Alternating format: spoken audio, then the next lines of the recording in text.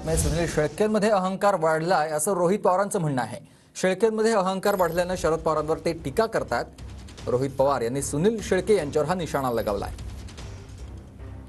रोहित पवार यांनी सुनील शेळके यांच्यावर निशाणा लगावलेला आहे। पवार यांचा आता अहंकार वाढलेला आहे असं रोहित पवारांनी म्हटलंय। सुनील शेळकेंचा अहंकार वाढल्यानं शरद पवारांवर ते टीका करतात असं देखील रोहित पवार यांनी म्हटलेलं आहे। लक्षात ठेवा, मला शरद पवार म्हणतात असं देखील शरद पवार यांनी सुनील शेळकेंना सुनावलेलं होतं। पवारांचा आमदार सुनील शेळकेंना थेट इशारा होता आणि आता पुन्हा एकदा रोहित पवार यांनी देखील टीका केलेली आहे। शेळकेंमध्ये अहंकार वाढलेला आहे आणि म्हणूनच ते अशी भाषा करतात असं देखील त्यांचं म्हणणं आहे।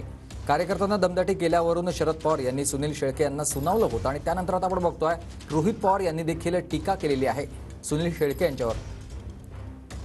सुनील शेळके यांच्यामध्ये अहंकार वाढलेला आहे म्हणूनच ते पवारांवर टीका करतात असं देखील रोहित पवार म्हणाले।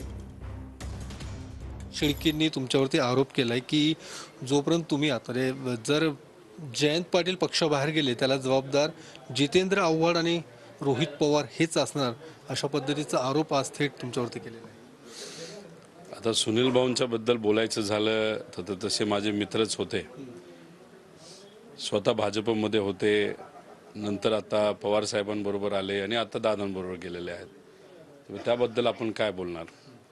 मावळ ही तशी स्वाभिमानी भूमी आहे, तिथली लोक स्वाभिमानी आहेत। मावळबद्दल आपण जेव्हा विचार करतो तेव्हा आपल्याला मावळा आठवतो आणि मावळा म्हणजे स्वाभिमानी माणूस। प्रत्येक व्यक्ती तिथं स्वाभिमानी आहे आणि अशाच परिस्थितीमध्ये आत्ताचे तिथले लोकप्रतिनिधी सुनील भाऊ जे आहेत त्यांच्यात अहंकार वाढल्यासारखं वाटतं। कदाचित सत्तेत आहेत, BJP पक्षाबरोबर आहेत, त्यामुळे एक अहंकार वाढल्यामुळेच कदाचित आज साहेबांवर बोलण्याचं धाडस तिथं केलं गेलं। धाडस भीतीपोटी मी म्हणत नाही, आदराने। आता ठीक आहे, त्यांचा जो अहंकार आहे तो कसा काय उतरवायचा हे लोकच तिथं ठरवतील।